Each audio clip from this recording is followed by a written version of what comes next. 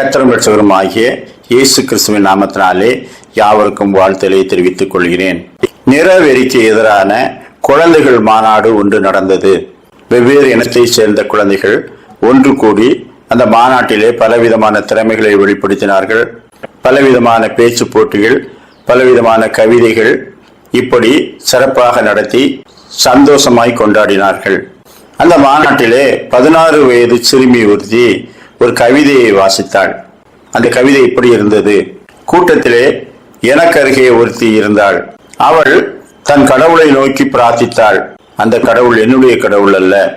அவள் நட்பாக என்னோடு பேசினாள், ஆனால் அது என்னுடைய பாஷையில் அல்ல. அவள் என்னை தொட்டாள், அவளுடைய கை என்னை போல் இருக்கவில்லை. அவள் தான் கொண்டு வந்திருந்த உணவை புசித்தாள், அது நான் புசிக்கத்தகாத உணவு போல் இருந்தது. அவள் உடுத்தி இருந்த ஆடை என்னை போல் இருக்கவில்லை. அவள் அமர்ந்திருந்த நிலை, கை கால்களை ஆட்டி பேசுவது, இவையெல்லாம் என்னை போல் இருக்கவில்லை. இப்படி எல்லா வகையிலும் என்னிலிருந்து அவள் வேறுபட்டிருந்தாள். ஆனால் எங்களுக்கு முன்பாக ஒரு திரைப்படம் காண்பிக்கப்பட்ட போது அவள் அழுதாள், அது என்னை போலவே இருந்தது. அவள் சிரித்தாள், அதுவும் என்னை போலவே இருந்தது. நான் எப்பொழுது சிரிக்கிறேனோ அப்பொழுது அவளும் சிரித்தாள். நான் எப்பொழுது அழுகிறேனோ அப்பொழுது அவளும் அழுதாள். அப்படியானால் உணர்ச்சி என்ற ஒன்று அவளுக்கும் எனக்கும் ஒன்று போல் இருந்தது. அதை வெளிப்படுத்தும் விதமும் ஒன்று போல் இருந்தது. அப்படியானால் நாங்கள் ஓர் இனத்தை சேர்ந்தவர்கள், அது மனித இனம். இங்கே சிரிப்பும் துக்கமும் சந்தோஷமும் அழுகையும் ஒன்று போல் தான் இருக்கும். உணர்வுகள் ஒன்று போல் தான் இருக்கும். அந்த உணர்வுகளை நான் மதிக்க வேண்டும். அப்பொழுதுதான் இந்த உலகத்தில் சமத்துவம் இருக்க முடியும்.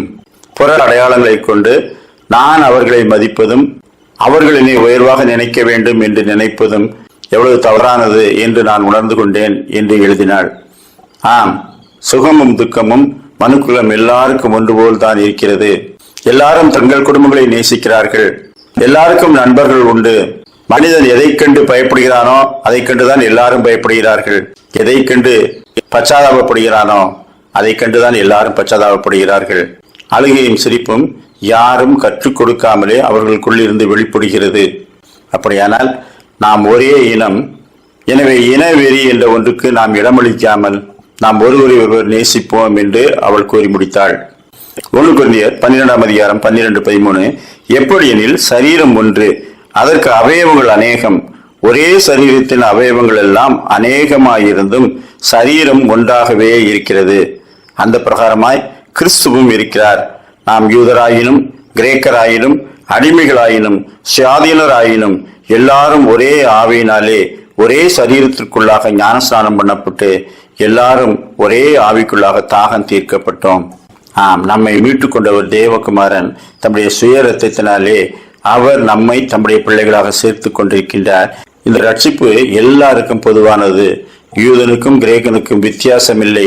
அடிமை என்றும் சுயாதீனன் என்றும் வித்தியாசம் இல்லை. எல்லாருக்காகவும் கிறிஸ்து மரித்தார், எல்லாரையும் ஏற்றுக்கொண்டார். அவர் எல்லாருக்கும் கர்த்தராய் இருக்கின்றார். பிதாவின் வலதுபார்சல் வீட்டிலிருந்து எல்லாருக்காக வேண்டுதல் செய்கிறவராய் இருக்கிறார். தம்மை தொழுது கொள்ளுகிற யாவருக்கும் அவர் ஐஸ்வர்ய சம்பன்னராய் இருக்கிறார்.